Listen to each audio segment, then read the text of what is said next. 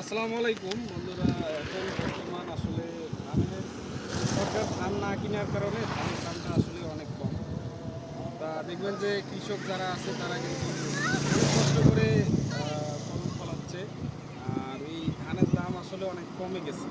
যেমন ধানের দামটা যদি থাকতো তাহলে কিন্তু কৃষক যে খরচ হতো সেই খরচটা উঠতো। তা বর্তমান যে ধানের অবস্থা, মানে ধান আছে ভালো, আছে ভালো ফলন, কিন্তু সরকার ধান কিনার না কেনার কারণে আসলে ধানের দামটা আসলে ওইভাবে পাওয়া যাচ্ছে না। মানে আগে যেভাবে পাওয়া যাইতো সেই রকম পাওয়া যাচ্ছে না, অনেকটাই কম আর কি। যেহেতু বর্তমান সরকার ধান কিনতেছে না, কিন্তু এই ধান মনে করেন যে আবাদ করতে গেলে অনেক খরচ হয়ে যায়। যে খরচটা হচ্ছে সেই খরচ অনুযায়ী মানে টাকা উঠতেছে না, অর্থাৎ মানে খরচটা অতিরিক্ত হয়ে যাচ্ছে, কিন্তু আপনার দাম সেরকম পাচ্ছে না কৃষক। মনে করেন 1 বিঘা জমিতে যত টাকা খরচ হচ্ছে সেই টাকাটাই উঠতেছে না বর্তমান বাজারে।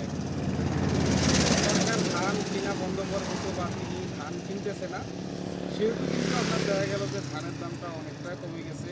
মানে অনেক অনেক ধরতে গেলে কম, কিন্তু সরকার যখন ধান কিনবে তখন কিন্তু ধানের দামটাও উচ্চতা থাকে। যেমন 1 বিঘা জমি আপনার যখন আপনার ছোটবেলা থেকেই যখন রসুন থেকে ধান করা যায় তখন থেকে কিন্তু অনেক খরচ হয়ে যায়।